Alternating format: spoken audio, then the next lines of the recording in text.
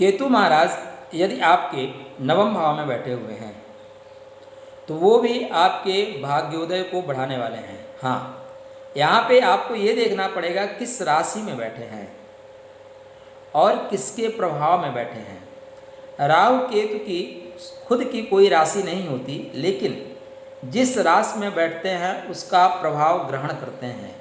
तो यहाँ पे बैठे हुए केतु नवम भाव के स्वामी को प्रभाव ग्रहण करके फल कथन कहेंगे या आपका भाग्योदय निश्चित करेंगे। लेकिन केतु स्वतः जीवन के 48 वर्ष के आसपास आपके भाग्योदय को बढ़ाने वाले हैं, भाग्योदय कराने वाले हैं। तो नवग्रह आपके भाग्योदय के वर्ष को बताते हैं, लेकिन आपके कुंडली के अनुसार, ये याद रखिएगा, आपका लग्न कौन सा है उसके अनुसार आपका भाग्य भाव का स्वामी डिसाइड होगा।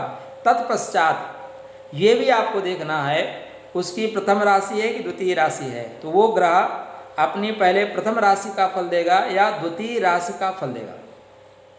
अगर ये चीज़ आप पकड़ेंगे तभी आप नज़दीक जा पाएंगे। तो क्या सभी लोगों का जो मेष में हैं और कर्क में हैं, जो मेष लगन कर्क लगन के जातक हैं, उनका भाग्योदय 16वें वर्ष हो जाएगा? सिद्धांत तो कहता है कि 16वें वर्ष हो जाना चाहिए, लेकिन व्यवहार कहता है नहीं, ऐसा नहीं होगा। क्यों नहीं होगा? क्योंकि सभी जातक का नवमेष डिग्री वाइज अलग अलग होगा। किसी का 2 डिग्री का होगा, 5 डिग्री का होगा, 10 का होगा, 25 का होगा, 29 डिग्री का होगा। तो ग्रह डिग्री वाइज जैसा पावरफुल होगा वैसे असर देगा। आप किसी भी भाव का प्रेडिक्शन करते हैं, उस भाव के स्वामी को डिग्री वाइज देखना आवश्यक है। कहीं वो बच्चा तो नहीं है, कहीं मृत तो नहीं है। आपने कह दिया नहीं फला देश में ये 16वें वर्ष में भाग्योदय होगा और वो 1 डिग्री का है या 28, 29 डिग्री का है, नहीं हो पाएगा। एक प्रश्न और उठेगा कुंडली में, क्या आपका भाग्योदय एक ही बार होगा? उत्तर आएगा नहीं, आपका भाग्योदय 1 से अधिक बार हो सकता है या 1 से अधिक बार होता है। अब किन किन कुंडलियों में होगा? आपका लग्न ये बताएगा कि कुंडली में कौन कौन ग्रह नवम भाव को प्रभावित कर रहे हैं। आपके तृतीय भाव पे बैठे हुए ग्रह नवम भाव को सप्तम दृष्टि से देख रहे हैं, अतः वो भी आपके भाग्योदय में सहायक होंगे। मान लीजिए कन्या लगन की कुंडली है, कन्या लगन में शुक्रदेव बैठे, शुक्रदेव को रिस्पॉन्सिबिलिटी मिली है भाग्य चमकाने की, भाग्योदय कराने की। लेकिन शास्त्र हमारा कहता है कि शुक्रदेव जीवन के 48 से 52 वर्ष के बीच भाग्योदय कराते हैं। अब 48 से 52 वर्ष के बीच बचेगा क्या? किंतु यहाँ पे अगर आज कोई चंद्रमा बैठे हैं लाभ भाव के स्वामी होके एकादश से एकादश, तो चंद्रमा की आप उम्र देखिए, चंद्रमा कराते हैं 22 से 24 वर्ष में, 22 से 24 वर्ष में, और शुक्र महाराज कराते हैं आपकी कुंडली में 48 से 52 वर्ष में। तो आप 48 और 52 वर्ष, 48 वर्ष और 22 वर्ष को जोड़ दीजिए, दोनों को युग्म कर दीजिए, ठीक है ना? कितना आएगा? 48 आप 22 जोड़ेंगे 70 आएगा, 70 वर्ष के आसपास आएगा। अब शुक्र और चंद्रमा दोनों मिलके अपने भाग्योदय वर्ष को एक जो बढ़ा रहा है एक घटा रहा है, तो लगभग आपका 34-35 वर्ष में आपका भाग्योदय हो जाएगा। एक तो आपका 48 वर्ष में होगा, चंद्रमा तो चाहता है कि आपको भाग्योदय 24 वर्ष में दे दे, 22 वर्ष से 24 वर्ष के बीच में आपको भाग्योदय दे दे, लेकिन रिस्पॉन्सिबिलिटी शुक्र की है। शुक्र चाहता है 48 से 52 वर्ष में देगा, लेकिन दोनों यहाँ पे संधि कर लेते हैं। क्या करते हैं? संधि कर लेते हैं। इसी तरह अभी मान लीजिए कन्या लगन की कुंडली में मंगल देव जाके बैठ जाए भाग्य भाव में। मंगल अष्टम भाव के स्वामी हैं, किंतु पराक्रम के स्वामी हैं। ऐसा मंगल जातक के भाग्य में अवरोध उत्पन्न करेगा। कब तक? तब तक जब तक जातक पराक्रम करना शुरू नहीं करेगा।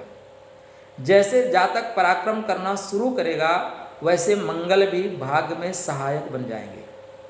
तो कुंडली के प्रोटेक्शन के वक्त आप नवम भाव पे ये जरूर देखिएगा, लग्नेश की, पंचमेश की, लाभेश की कहीं स्थिति तो नहीं बन रही है, या नवम भाव का स्वामी 6, 8, 12 में तो नहीं है, नवम भाव का स्वामी निम्न का तो नहीं है, नवम भाव का स्वामी कहीं बाल अवस्था में या मृत अवस्था में तो नहीं है, या नवम भाव पे कितने शुभ ग्रहों की युति है, जितने शुभ ग्रहों की युति है उतनी बार आपका भाग्योदय होगा, उतनी बार आपका भाग्योदय होगा।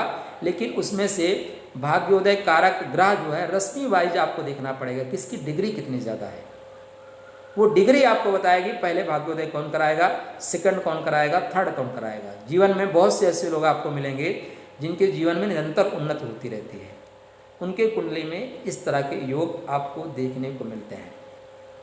तो एक प्रश्न ये हो गया आपका भाग्योदय कब। दूसरा प्रश्न ये है कि आपका भाग्योदय कहाँ। आपका नवम भाव का स्वामी जहाँ बैठेगा आपका भाग्योदय वहाँ पे होगा। आपका नवम भाव का स्वामी अगर व्यय भाव में बैठा है तो आपका विदेश में भाग्योदय होगा। नवम भाव का स्वामी आपका लगन में बैठा है तो आपके आसपास में ही आपका भाग्योदय होगा। नवम भाव का स्वामी दशम भाव में बैठा है आपके पिता के कार्यस्थल पे या जहाँ सरकार कार्य कराती है वहाँ पे आपका भाग्योदय होगा। दिशा वाइज निर्णय भी आप नौमेश के बैठने से ले सकते हैं, आपको इस दिशा में भाग्योदय आपका होगा। कुछ लोग पूछते हैं हम किस दिशा में काम करें या किस दिशा में जाएं जहाँ पे हमारा भाग्योदय होगा। तो नवम भाव, जहाँ नवम भाव का स्वामी जहाँ पे जाके बैठा है आप उस दिशा को देखिए, उस दिशा के अनुसार आपका भाग्योदय होगा। अगर नवम भाव का स्वामी खष्टम भाव में बैठा है, नौमेश कह रहा है संघर्ष के उपरांत आपको मैं सफलता दूंगा, आपका भाग्योदय संघर्ष के बाद ही कराऊंगा। आप संघर्ष करने के लिए तैयार हैं तो आपका भाग्योदय होना सुनिश्चित है। सप्तम भाव में बैठा हुआ नौमेश ये कहता है कि आपके जीवन में आपके जीवन साथी के प्रवेश करने के पश्चात ही मैं आपको भाग्योदय दूंगा। तो आप जीवन साथी को अपने जीवन में प्रवेश कराइए और भाग्योदय लीजिए, जीवन साथी का सहारा लीजिए। ये यहाँ पे जीवन साथी का सहारा लेना है, अर्थात अगर आप कोई बिजनेस कर रहे हैं, कोई कंपनी लगा रहे हैं, आप जीवन साथी का नाम आगे करके देखिए ना, दिन दूना रात चौगुना आप बढ़ेंगे। आपका भाग्येश पंचम में बैठा है, आप बच्चों के नाम से कोई काम करके देखिए ना, आपका काम दिन दूना रात चौगुना बढ़ेगा। चतुर्थेश में बैठा है, माता का सहारा लेके देखिए ना। तृतीय में बैठा है, भाइयों का सहारा लीजिए ना। लगन का स्वामी, नवम भाव का स्वामी जहाँ जहाँ बैठेगा बताता है कि आप इनका सपोर्ट लो, इनके सपोर्ट से आपका भाग्योदय होना सुनिश्चित है।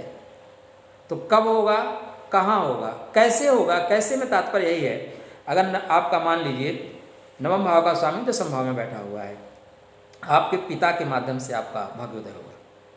एकादश में बैठा है, बड़े लोगों के संपर्क में आने से, बड़े भाइयों के संपर्क में रहने से आपका भाग्योदय होगा। 12th में बैठा है, दूर के लोगों से आप सपोर्ट में रहिए, आपका भाग्योदय हो जाएगा।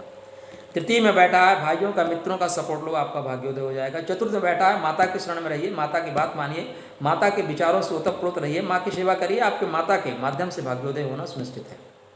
पंचम में बैठा है, ईश्वर की कृपा लीजिए, अपने बुद्धि को धर्मार्थ कार्य में प्रयोग करिए, गुरुओं की बात मानिए, आपका भाग्योदय आपके पास है। खष्टम में बैठा है, शत्रुओं से भी आप मित्रता करिए या शत्रुओं की सलाह लीजिए, आप अपने ननिहाल पक्ष को थोड़ा ख्याल करिए, मामा का आप संरक्षण लीजिए, मामा की सलाह लीजिए, आपका भाग्योदय होना सुनिश्चित है। अष्टम में बैठा है, गूढ़ तत्व को खोज करा रहा है, आत्मचिंतन करिए, थोड़ा सा तप में जाइए, ध्यान में जाइए, आपके भाग्योदय का मार्ग प्रशस्त हो जाएगा। अब एक कुंडली में और प्रश्न आता है, हमारी भाग्य की तिथियाँ, शुभ तिथि कौन सी है, शुभ तिथि और शुभ अंक। तो शुभ अंक आपके लिए कुंडली में जो भाग्य भाव में अंक लिखा है वही शुभ अंक है। जैसे मेष लगन है तो आपका 9 नंबर शुभ है, ठीक है ना।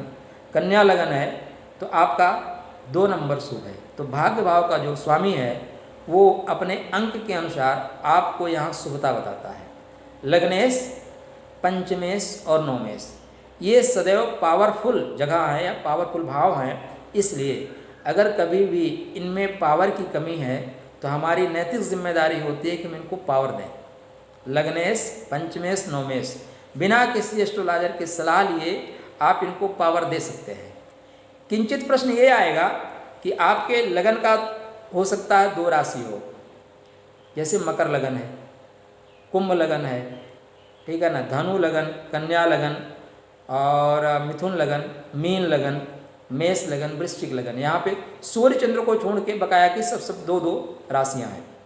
लग्नेश को कभी भी खष्टेश, अष्टमेश और व्यस का दोष नहीं लगता, ठीक। और साथ में पंचमेश अगर अष्टमेश है या पंचमेश कहीं और है तो पंचम भाव शुभ होने से पंचमेश की शुभता को बढ़ाएगा। तो लग्नेश को बिना सोचे आप पावर दे सकते हैं, लेकिन पंचमेश और नवमेश को आपको दूसरी राशि को देखना पड़ेगा। तो आप अपने भाग्योदय को जान सकते हैं, दूसरे को भाग्योदय को बता सकते हैं कि आपके जीवन में अमुक वर्ष के पश्चात आप जो कर्म करेंगे आपको 100% उसका फल मिलेगा। इसलिए कर्म करिए, कर्म से ही भाग्य खुलेगा। कर्म का ही सप्तम सुख भाव है, कर्म से ही आपको सुख की प्राप्ति है। भाग्यवादी बनिए, लेकिन कर्म करने के लिए भाग्य देखिए।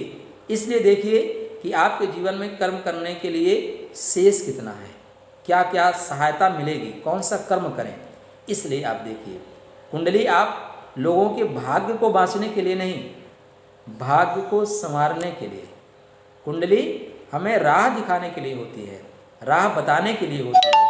इसलिए आप स्वतः भी अपनी कुंडली देखिए, औरों को देखने में सहयोग करिए। तब तक राधे राधे।